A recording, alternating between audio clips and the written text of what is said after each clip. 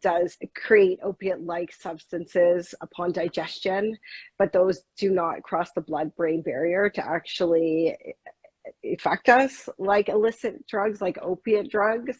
Only 10% of us get enough fruits and vegetables every day. So that's pathetic. And most of us can do better at that. Hello, everybody. Welcome to a new episode of Ask Faith, your dietitian with T, no C. My pleasure today. I'm going to be talking with Abby Langer, and I've been looking forward for this one because it is going to be hot and great. We're going to be touching on for and against. A dietitian is for or and against to some specific topics that I'm going to be mentioning, or fat or fat. What is fat? What is fat? I am super excited and I'm just waiting for her to join. Let's just wait. But other than that, I think it is really, really important for you guys to send some parts, put some comments down there if you have any questions for us. I think it is going to be super hot and super exciting to get ready. Okay. Yeah, I'm here. Sorry. It wouldn't let me request. I was like, I had to take the phone off of the whatever it's called, tripod, and like press the button a million times. But anyways, I'm here. I'm good. I'm so happy to see you. I'm happy How to are see you? you. I have like terrible colds, and so if I start coughing or like I look sick, that's the way it is. It's not You COVID. don't look sick. It's You look fine. amazing. Thank you. Well, let's get started so Sure. I can get onto the questions. I have made a few tweaks to the way I do these questions. I sort of had the idea to, especially because this is a dietitian's conversation, to talk about what are you for and against, Sure. and what would be your final verdict. And the other section of this interview is talk to you about fat or fat. What do you think it is and why? So you give a bit of your rationale of why you choose that answer at the end of the day. And then I'll Okay. probably ask you a couple of just questions that I'm intrigued to know about you specifically as a dietitian. Sure. You ready? Sounds great. Awesome. Before that though, I wanted to ask you why a dietitian, why you do what you do. That's a good question. I love food. I grew up in a medical family. My father was a surgeon. My mom's a family and couples therapist. And it just was like a logical jump. Really wanted to be a commercial pilot, like a commercial airline pilot.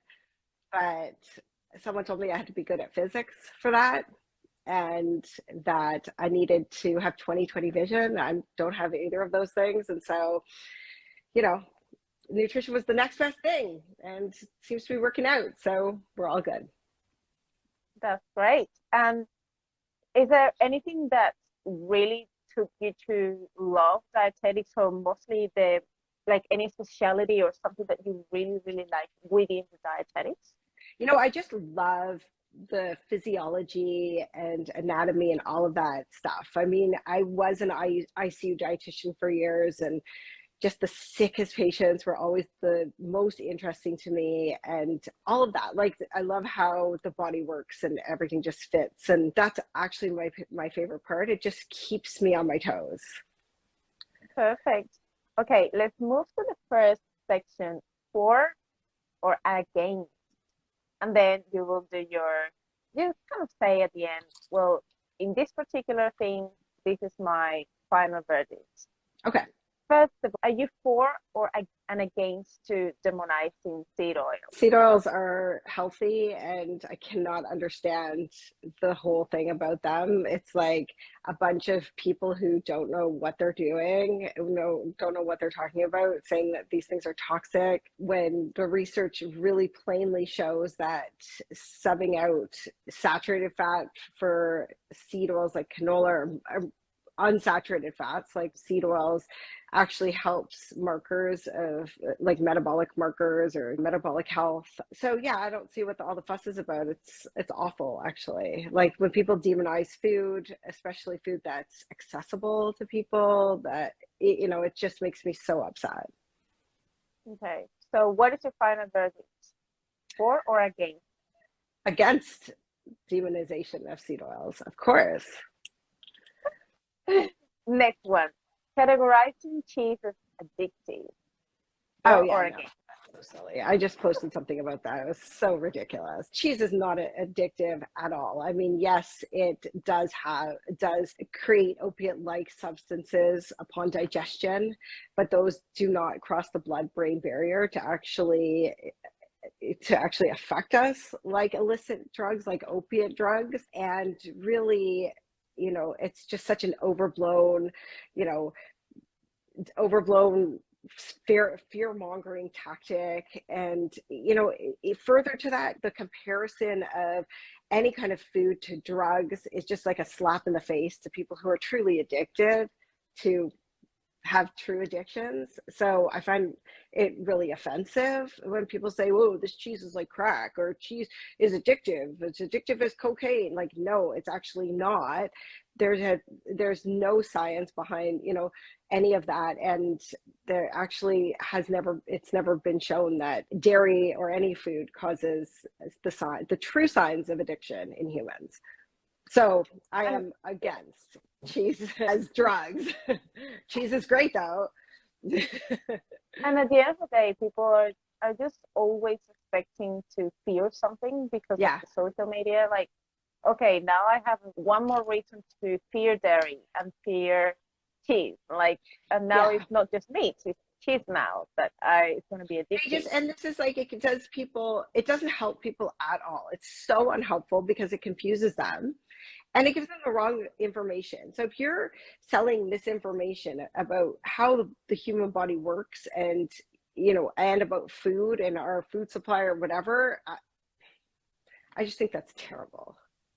It is. Okay, let's move to the next one. So, are you for or and against to tracking sleep? Tracking sleep. It's one of those things that works for some people.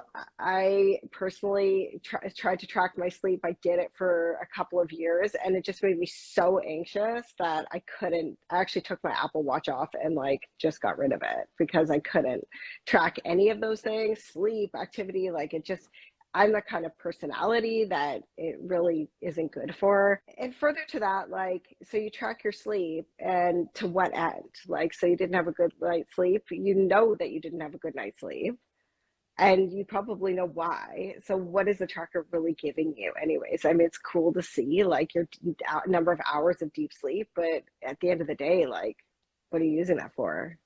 Right? If you don't use it for a specific reason or like you're using the certain data to action in a certain way, so if you Yeah. already know that your sleep is very poor or you're trying to improve your sleep, most of the times you need is just to try to find the root cause of why your sleep is not good. Yeah. Initially, you obviously try to fix your environment, make sure you have a good sleep hygiene. But other than that, really, if there is something during your sleep that is affecting the quality of sleep, is it that you're very anxious, you're going to bed, Yeah. you feel very stressed? It is just trying to dig in deeper and understand the reasons why your sleep is not necessarily in the best quality and try to optimize that. Speak to your doctor if there is actually an issue on that, but not Yeah. necessarily tracking it may give you all the information if you don't know what to do with that information. I actually found that when I tracked my sleep, it made me more tired to see that, yeah, I had slept poorly. I just Yes, like would focus so much on that. I'd be like, oh, I only had X number of hours last night. I must be tired. And then I'd feel tired, like even worse. So forget it. yes. It's not worth it. Okay, let's move to the next one. So, are you for or against fiber supplements? Okay, well, this is a good question because, we do need quite a bit of fiber in our diet, like 35 grams a day. What do you recommend? I mean, it's I around that usually 20 recommend to a 35, range. Yeah, 20 to basically 35. 20, 25 to 35 even Yeah. 40 sometimes. It depends on the client. Yeah, and a lot of people don't get that. And, while I would prefer that people get fiber through food, if you need it and aren't getting it, then a fiber supplement can help, but you have to choose the right one. I mean, fiber supplements can be really sugary. They can be, just like gummies or whatever. Some of them are fine, some of them are not. You really have to do the research and look for one that's low in sugar. But yeah, fiber is super important. I mean, it feeds our gut bacteria and is does a multitude of things. I mean, keeps us regular, helps to lower cholesterol a bit. So it's important that we get enough, mainly for the gut though, I would say. Yeah. So for fiber supplements, I would say yes, but only if you're not getting it through food. So would you try to first look at the diet and see what are the potential areas of improvement, suggest certain things, certain switch, certain changes to the actual diet? Perhaps if they're eating bread, maybe switch to whole grain, or just incorporate more veggies, more fruit, and things like that, and then looking at the fiber supplement. Yeah, I mean, there's a couple of problems. Only 10% of us get enough fruits and vegetables every day. So that's pathetic. And most of us can do better at that. So that's fruits and vegetables are a huge source of fiber potentially.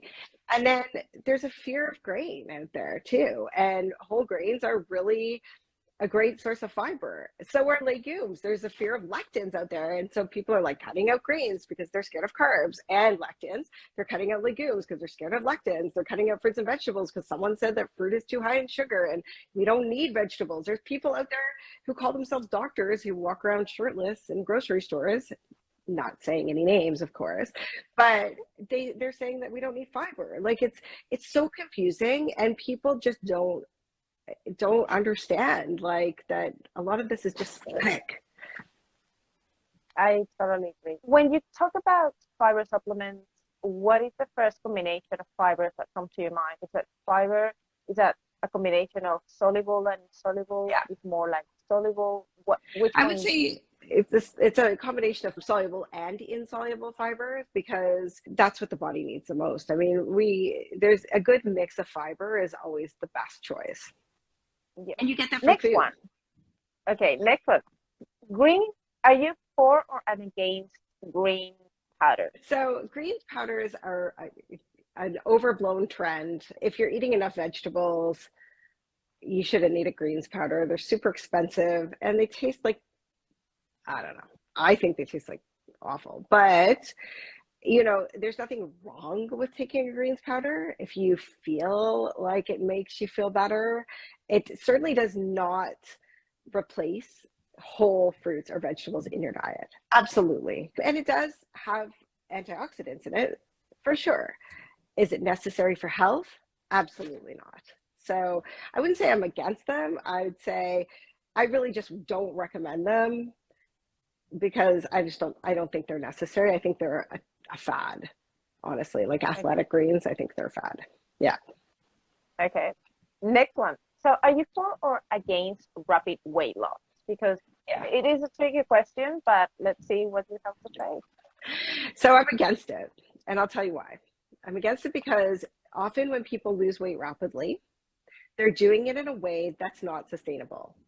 And what the hell's the point? If you're going to lose weight and you're not going to keep it off, then why are you even doing it in the first place, right? So weight loss, I'm 100% in favor of intentional weight loss where appropriate. So I'm not like, a dietitian who doesn't support intentional weight loss.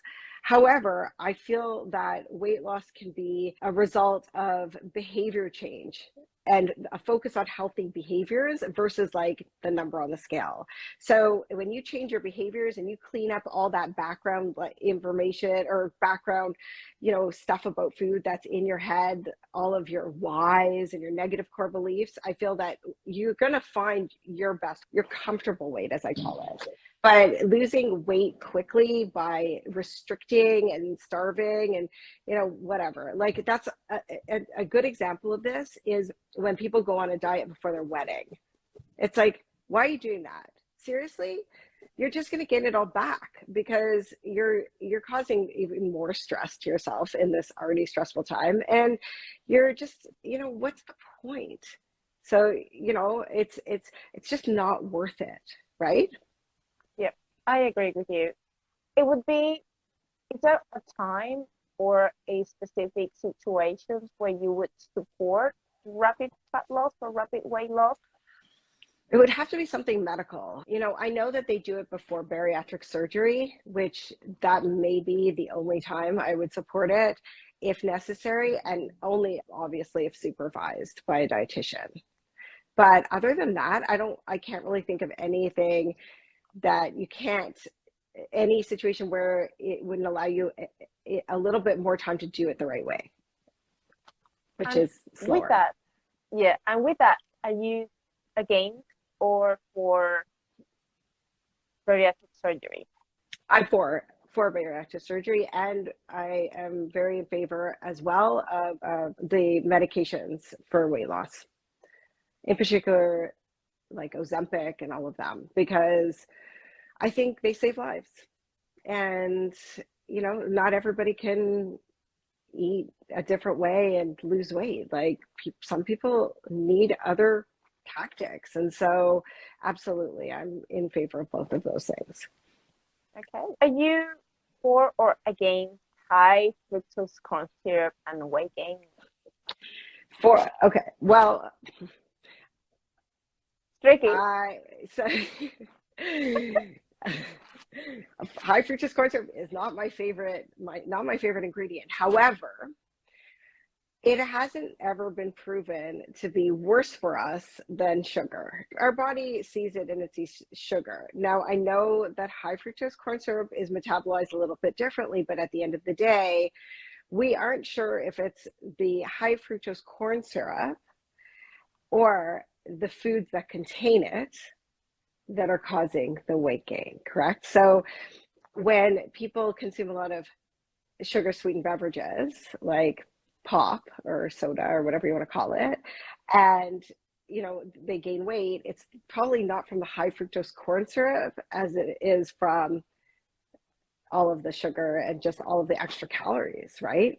And so that's, I think high fructose corn syrup people are like, they fear about it a lot, but at the end of the day, your body sees it as sugar. At the end of the day, the dose makes a poison, right? Well, exactly, and that can be said for a lot of the foods that well, not we, but are demonized out there, like ultra processed foods. Mm. Like if you want to eat macaroni and cheese out of a box every once in a while, like it's not going to be, who cares? Like it's not going to Yeah. harm you. But people are like, "Well, it's so bad for you. It's not clean." It's like, get over it. What about honey? Honey? I think, I see a lot of misguided influencers posting recipes that are like, it's sugar free, and then they use honey or they use corn, or not corn syrup, maple syrup, and I'm like, dude, it's sugar. And honey it's the same. It's all sugar to your body. And when people are afraid of high fructose corn syrup or fructose, agave syrup has more fructose than high fructose corn syrup. So yeah, it's all sugar. I always say to people, I don't care what you use. You want to use Splenda? I don't care. I don't want to use honey or maple syrup, whatever. White sugar, it's not, whatever. Just use as little as possible. That's it. Yeah. And at the end of the day, like if you're using a small amount and you're just putting that to taste, it's a totally different story as if you utilize in every single meal, every single time, Well, and you're having, exactly. so obviously frequency, quantity, amount, that makes a huge difference. And Exactly. when you put that into context, it actually makes more sense. It's funny because there's so much nuance in nutrition, and I know you probably know this, and it probably happens to you, but when I post something like sugar, or like just use white sugar, it's fine, but just use less, people are like, why you what? It's just you shouldn't be promoting sugar, and they freak out, and why is a dietitian promoting sugar? And I'm like, you're not getting it. You're not getting it, like nobody's gonna avoid sugar forever. There's so much nuance. So it's not like black or white. You either eat it or you Mm. don't. It's like there's all sorts of shades of gray in nutrition. That's the best way to explain it. It's not Yeah. like black or white. You see it when you see it, it's a spectrum, and you're Yeah. gonna see a different colors, and it's probably gonna be very different for each person. Some Well, people may exactly. need to reduce their quantity and the intake of certain things because of their health condition, anything that is particularly important for them, versus someone else that has a different story and has different conditions and a different situation. So everything is context dependent at the end of the day as well. 100%. Yeah. Moving on. So are you for or against moving more and eating less for weight Oh, you're hitting on all my triggers. Okay, so this is this is the story. Weight loss comes from a caloric deficit, and how you get to that caloric deficit, through a combination of activity or generally diet, is up to you. However, when people say to lose weight, you just have to eat less and move more, that makes me so crazy, like in a bad way, because it completely ignores the social determinants of health, which are, socioeconomic status, education, living situation, what your work situation is like, your health. Like it ignores, like, what about the person who can't even afford food at the end of the month? What about the person who can't cook because I was just saying to someone today, like I had someone who had cockroaches like going into the pot on the stove, like they couldn't even cook for themselves. What about, like, the person who works shifts and they can't exercise, like, so it's really easy for a lot of people to say, well, just eat less and move more, but it's such an oversimplification of a very, very complex situation. I mean, people eat for different reasons. And there could be a lot of trauma and other things behind their eating habits that need to be addressed first. So, yeah, I'm against that. I can't actually stand when people say it. But while it is true that caloric deficit is required, don't put it like that. address it the way is more, give them more resources and actually Yeah, strategies to implement that. They give them something that you don't telling anyone eat less, move more, anything really that they don't really already know. yeah, yeah. Like I feel like people know that kind of stuff. Like they maybe have to eat a little bit less, but I feel like eat less How? and move more is like something like that people just throw, like it's very dismissive. But how are you going to help this person? Why are they eating? What are they eating, and why are they Mm. making those food choices? That's really how you help someone, not just like telling them to eat less and move more. Awareness is such an important skill that a lot of people just need to develop a little bit more around themselves. Why am I doing certain things? Why am I Yeah, eating? Am I hungry? Those things are really yeah, huge for them to know what are their choices and when are they choosing something specific. But also sometimes they just need tools yeah, and the house. Okay, this is how a way that you could do it. So show them the road, give them a map, and you can, as a coach, as a dietitian, we do that job. We sit yeah, with them. We don't give them the fish, but we tell them, we teach them how to fish, how to do things exactly. in a much more strategic way, in a much more efficient way, and that's how people can actually improve and change. Yeah, it's true. I have a course that's starting October 17th. Well, this session is starting October 17th. It's called Eating After 40. If anyone's interested, you can DM me, or there's actually a link in my stories right now. And the whole first part of the course has nothing to do with like things that you need to change about your nutrition. It's all about finding your why and figuring out your negative core beliefs and like what's behind your feelings towards food and eating in your body, and sort of neutralizing those so you can then start on the journey to making the choices with your food and your lifestyle that you need to make. It's such a integral piece, and it's one that's so very often ignored, you know? I agree, 100%. Okay, the last question on this section. Are you for or against avoiding canned tuna because of its of the risk of mercury toxicity? God, you know, like I eat so much canned tuna.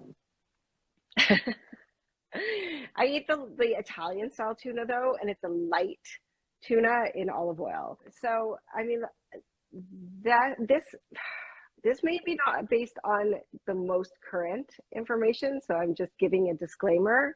You may know this better, but the last time I checked, it was the albacore, the white tuna, that we need to be careful about, and the light tuna we don't have to worry about. So, I mean, all types of canned fish, whether it's oysters or tuna or mackerel or anything like that, they're often inexpensive, some of them, and they're pure protein.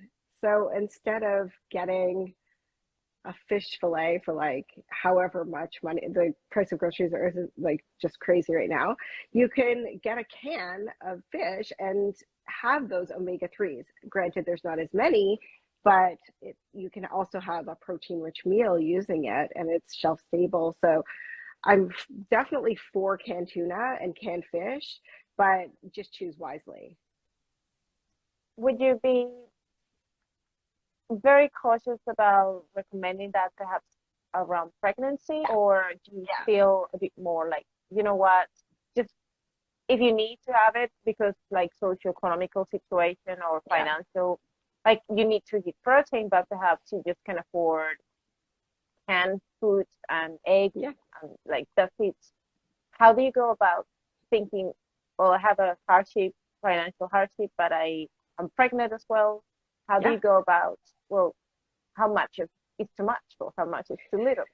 So what I would do is I would say, you know, limit the white tuna to 1 or 2 cans a week, but also here's a whole list of other proteins that are cost effective, like dried and canned beans, dried and canned lentils, eggs, tofu. Those things are super high in protein, and they're healthy and perfect and cost effective. So, I mean, like that's exactly how I would address it. You know, Okay. at the end of the day, it's important that the person eats Yeah. and that they get enough protein for the growing baby. So like that's that's that's the most important thing. But our job is to help them find alternatives as well. Yeah, I agree. Let's move to the next session, which is fad or fact. The Okay. first one is balancing hormones for weight loss. Oh, Is that a fad or a fact? the whole hormone balance thing is so it's so brutal. Like, first of all, hormones can't really be balanced. Hormones are always in flux. So it's such a nebulous term. It's actually just for marketing. It depends what hormones you're talking about too. If you're talking about female hormones like estrogen and progesterone, I'm just here to say that nothing we eat or drink affects those. So if you're talking about hormones like insulin or, you know, leptin or ghrelin, Cortisol. sure, yeah, cortisol, like, oh, don't even get me started. So like those things, yeah, like your meal timing can help. The combination of protein, carbohydrate, and fat at meals can help. But I also, since you mentioned it, cortisol is like not responsible, most likely, for your weight gain. You know, there's no science behind the assertion that cortisol is causing people to gain a ton of weight. And I know that there's a whole cottage industry built on that, you know, lowering your cortisol, and here's a cortisol test and here's some supplements, but it's all total BS. Like, you the science shows that even if cortisol is high, well, if you have really high cortisol, that's an actual medical problem called Cushing's syndrome. but it doesn't affect weight the way people say that it does. I mean, the only way that Sometimes, it would is indirectly, like it can make you hungrier, but the cortisol is itself is not. If you just yeah, take a test and say, oh, I have high cortisol, I must, that's why I gained weight. No, that's not the way everything, that's not the way all of this works. yeah, totally agree. And at the end of the day, especially when we think about cortisol is obviously a hormone that is gonna, it's a mineralocorticoid. So it is going to pretty much manage and regulate water fluctuations in your Yeah. body.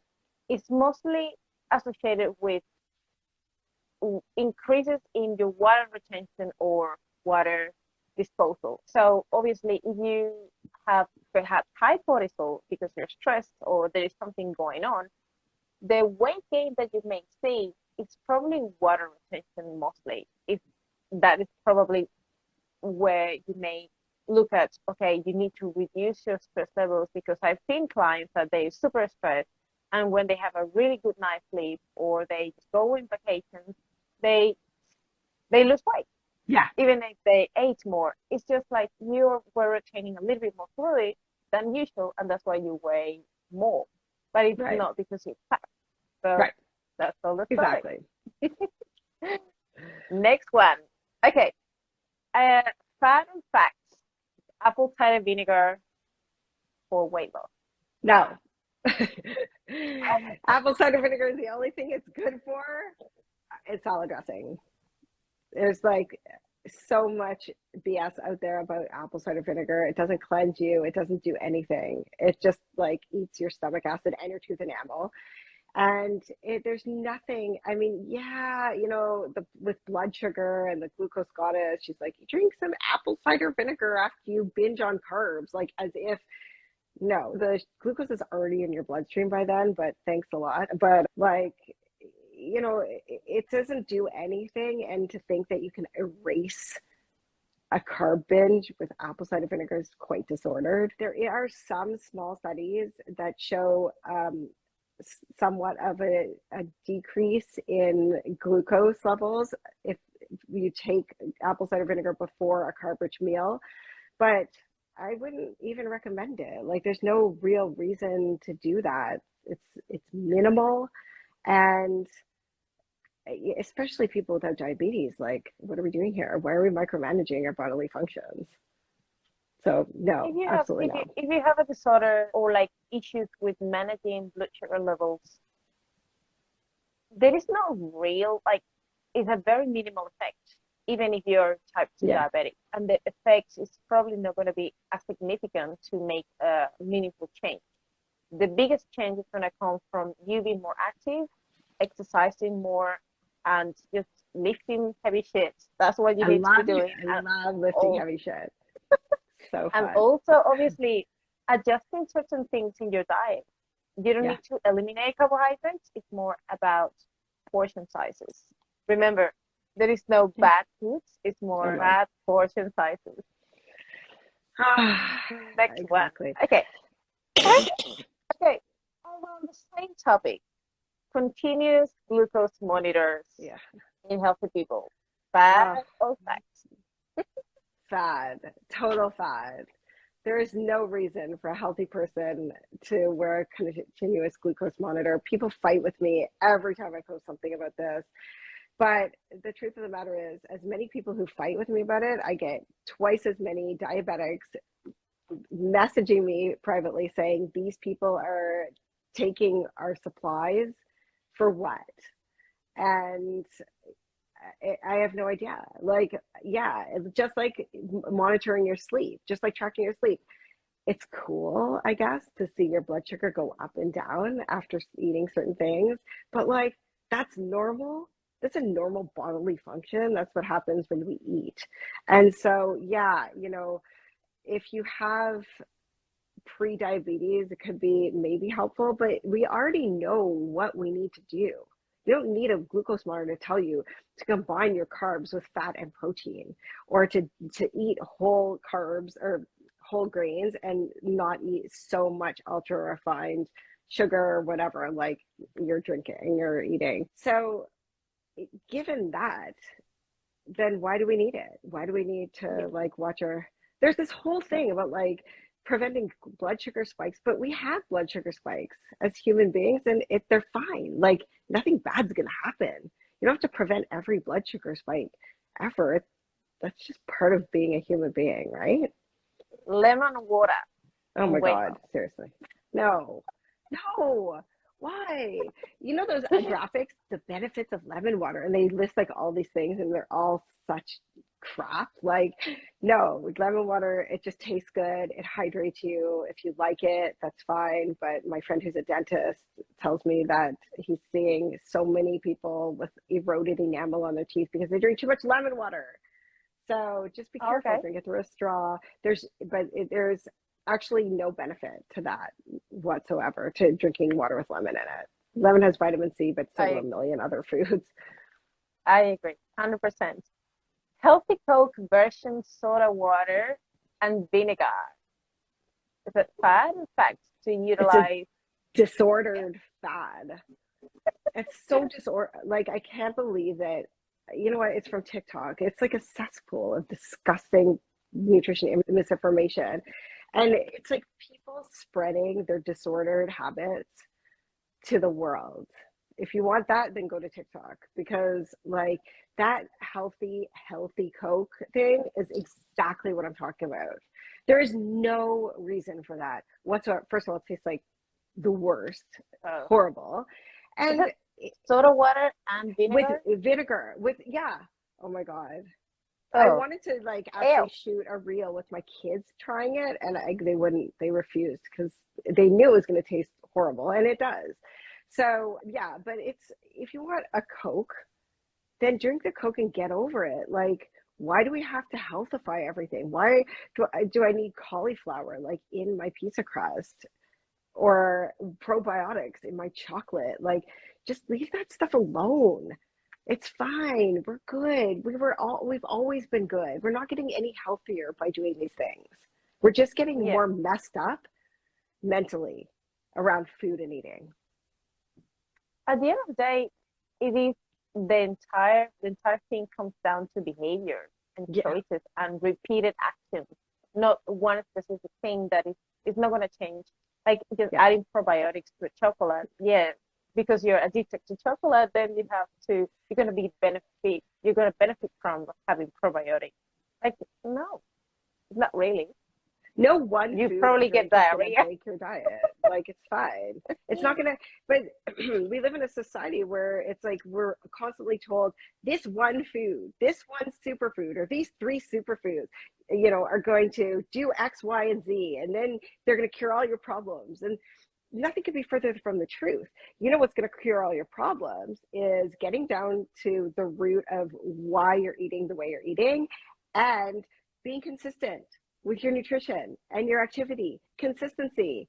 Remember that? It's not sexy, but it's effective, right? 100%. Okay, next one. What I eat in a day videos. Is Oh that my God. something that is a fad or a fact? It's a fad. And again, like, It's not helpful. it's just not helpful. Like, so what? I don't care what you eat in a day, and I feel like people pick up all sorts of disordered habits around that. What we see online is it's so curated. I've hung out with influencers many times. They don't act like that, a lot of them in real life. No. They have messed up ideas about food and the way they look, and it's just not necessarily healthy. And you never know what someone's doing behind the scenes. You do you, and unfollow people on social media who make you feel like shit about yourself, because you know life's too short. You be the best you can be, not some version of somebody else. Sometimes those what I eat in a day thing are just so frustrating because they make you look like everything they eat is balanced, Yeah, perfect, really well thought. And it's bullshit. it is very hard to do that all the time. Yeah, they And like don't. cooking, like I don't cook shit. I just go and buy foods already pre-made. I put them in the microwave. I make my life easy. Yeah. I just don't like I just don't force things for that to happen. I just try to keep find what is gonna really help me to stay consistent and Right. it's gonna still provide the nutrition it has. A lot of people cannot cook, don't have the time to do it. And other people may be able to do it, but it is not necessarily the only way to do things. Well, that's the thing. And, one consistent thing about these videos is that they're overwhelmingly made by privileged people. And, you know, a lot of people don't live like that. And a lot of people don't eat like that. People have different cultures, they have different socioeconomic statuses. And it just goes with that sort of, this is the only way that you should look, and this is the only way you can be healthy sort of narrative. And I can't stand that. It's just awful. Next one. Okay. Did cycling for regulating estrogen? No, it doesn't work. What are you talking about? No, no. Listen, phytoestrogens, they just are like, they're not like real endogenous estrogen. So get over it. No, this is just like such a fad. You know, Yeah. but I'm just going to say seeds are healthy. So, Yeah. like, if you want to eat seeds, then eat seeds, but don't think you're going to like balance your hormones with them, because that's not going to happen, really. I see this all the time, and unfortunately, I see this even from medical professionals that are reputable. And Oh, I just don't understand why people would add something that is just not evidence-based. I know that there has been a few studies around it, but it's not meaningfully effective to no. do any changes in your estrogen levels. If you suffer with endometriosis or just high estrogen levels, seed cycling is not going to make a huge difference in those No, levels. You have to no, address that medically, and obviously, perhaps some lifestyle changes may help, but it's something that sometimes is just out of control of your diet. So you cannot change by just totally. changing the diet. Yeah, absolutely. All right, I have two more on this section. So the other one is gut health or weight loss. Is that a Yeah, fad or a fad? it's a fad for now. And I say for now because the science is still out. We are only at the tip of the iceberg with respect to gut health, but really it's being used as a marketing tactic for weight loss programs. Beachbody is one of them. The gut health protocol, they say that it's like improves your gut health. And then you lose weight, or they say it's not a weight loss program, but it totally is. And it's also really low calorie and it's silly. But yeah, I mean, it's a marketing tactic 100%. Does the gut play a role in how much we weigh? Probably. But we don't know the mechanisms yet. We don't even know what an optimal gut microbiome looks like for each one of us. And it's different So for each different. one of us. And so if we don't know that, how are we going to make recommendations around gut health and weight loss? We can't. Yeah. So yeah, we're just not there yet. So anyone who's saying X does this for your gut and then you lose weight, they're no, they're not telling you the truth. They There's want to no sell you way to, something. yeah, there's no way to prove it or the way to exactly know what specific bacteria is making you Yeah. eat or changing. Yeah. It's so hard. Yeah. It is really hard. And like even those microbiome tests like Zoe, I mean, it's just a snapshot of your bacteria on like a given day. And that can change like overnight. Every 24 hours. Yeah. Yeah. And so, and there's so many more bacteria than what they actually measure, like different types. So it's just a waste. Like again, that's another thing that's really cool to see, but there's really no clinical significance to the results. Like there's no way we're going to use them for what? Yeah. I agree. Okay. The last one here is about decreasing sodium intake to the minimum levels of post as much as you can for longevity. Fact or Sorry, what? fact? Okay, well, okay. So Tricky. the people who eat the most salt are generally eating it in ultra processed foods. Mm. So my recommendation around that is decrease the ultra processed food in your diet. Does it affect longevity?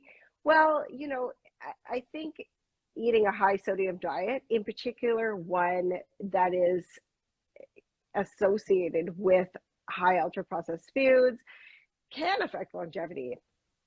I mean, if you're eating a diet that's very low in fiber, it's very high in saturated and trans fats, even though trans fats aren't supposed to be in the food supply, they still are. It can have detrimental effects on your health. So, yeah, the people who live the longest on the planet eat a lot of plants and they eat a lot of whole foods. They're not eating a Twinkie or whatever McDonald's like for every meal. So we want to make that shift to whole or minimally processed foods as much as we can. Like, it's not possible for everyone and it's not possible for every meal. Absolutely not. But just do your best. I agree.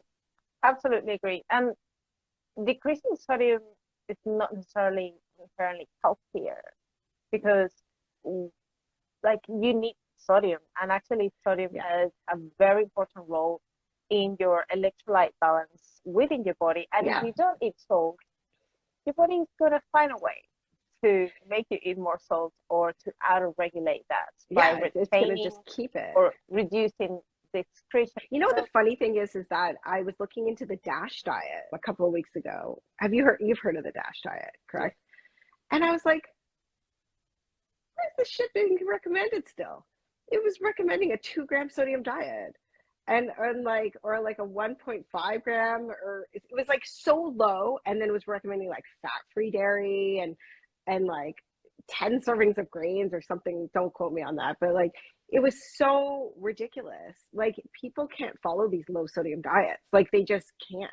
As a dietitian who's practiced for 23 years, I'm telling you, if you tell someone to have 2,000 or 2,500 milligrams of sodium a day, that's really hard. So hard. the better way, instead of saying reduce your sodium, is to tell them eat fewer ultra processed foods. It's not the people who are adding salt at the table who have No. issues with high blood pressure. And at the end of the day, really, sodium is only deleterious in higher amounts for sodium sensitive Yeah. people. Not Like, most of everyone. us can just eat it. It's Yeah, fine. Yeah.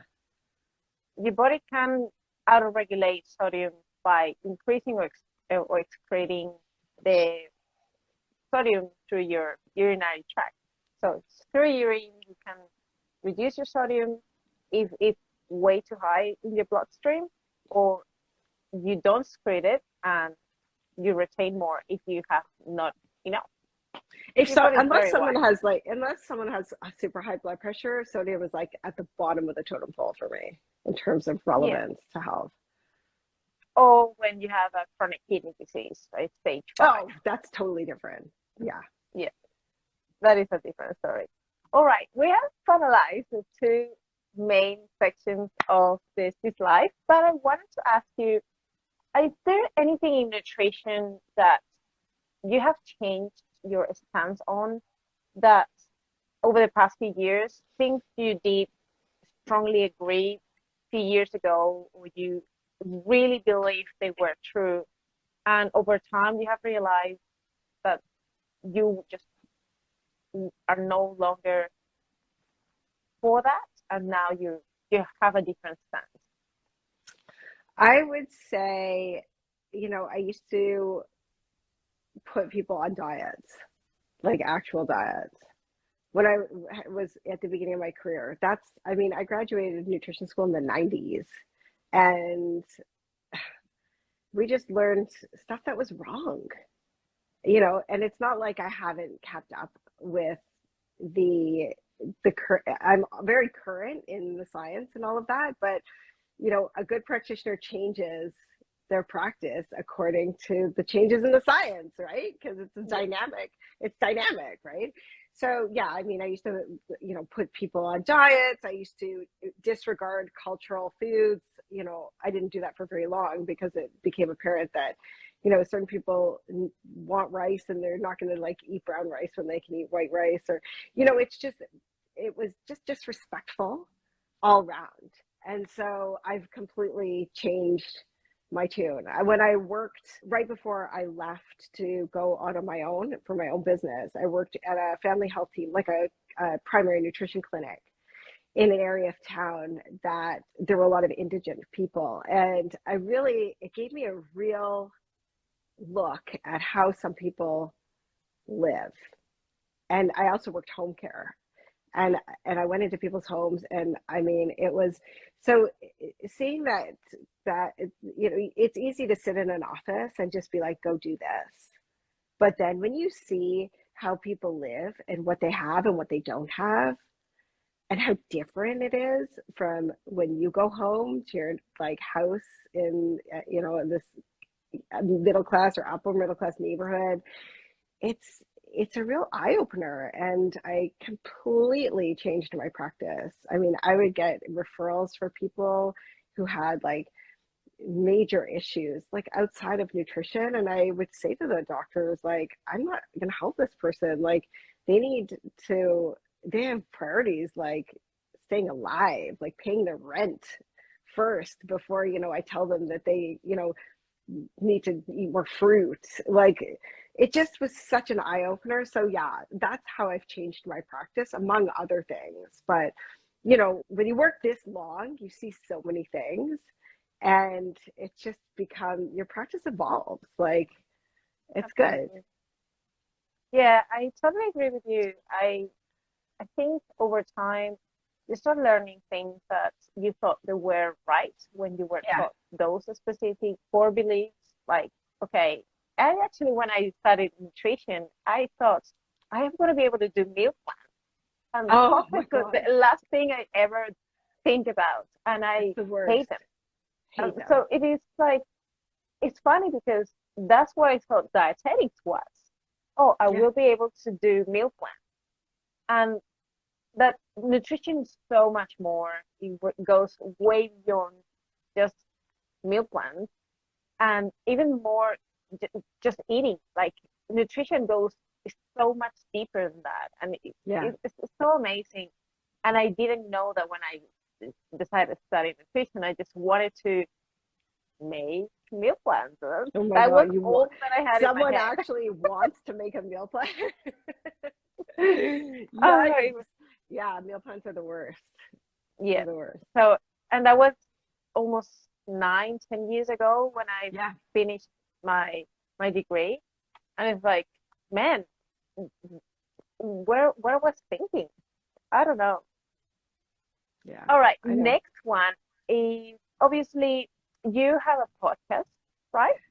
My podcast is launching in the new year. It was supposed to launch next week, but I'm so busy with my course that I'm like, no, I can't do it. Yeah, It's and you in January.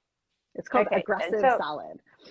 mm, you've been pre-recording some of your sessions, Yeah. so I would ask you, perhaps over these past few months that you've been working on that, have there been a podcast guest or one of those conversations that sticks with you and really sort of give you some takeaways that you implement into your practice or with your clients?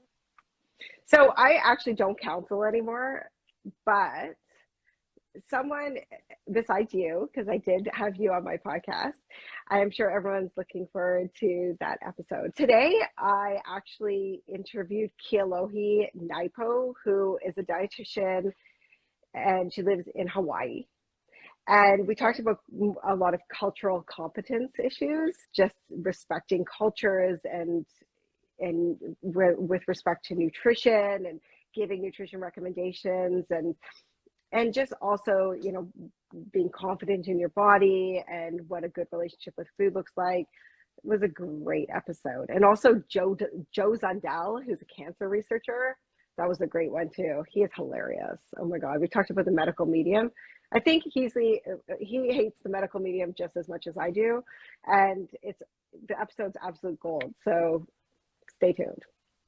Awesome. All right. Well, the last thing I want to ask you is about a book you launched no long ago. Talk to us a little bit about it. So I published a book in the middle of the pandemic. Do not recommend that you do that, but oh well. Simon and Schuster was the publisher. It is called Good Food, Bad Diet. And it's about what we've been talking about. It's about finding your negative core beliefs and changing them into positives and really healing your relationship with food and your body, and then relearning how to eat, not physically but emotionally, and learning how to love food again. And it's available. You can get it on Amazon or anywhere books are sold. That's awesome. Future projects, anything that you're cooking? You know, what I really want to do is I want to do a course for teenagers and preteens about nutrition. That's really, Okay. I have a 12-year-old daughter and a 14, soon to be 15-year-old daughter. And, you know, it's just something I am so super into. Like, I want to address it because there's so much garbage out there, and kids need a voice of reason, just like adults do. But there's really a lack of content out there for them. And so that's going to be my next thing. Okay. That's awesome. Abby, I am so grateful that you came here today and had a chat with me, all things nutrition and anti-bullshit stuff. So this is going to be also edited and put into YouTube. So hopefully I can do that after my honeymoon, but it will be ready to go on YouTube as well. And I'm so looking forward to talk to you again in another time. And thank you so much. Have a great night. You too. Thank you. You're awesome. Thank you. You are too. Bye-bye.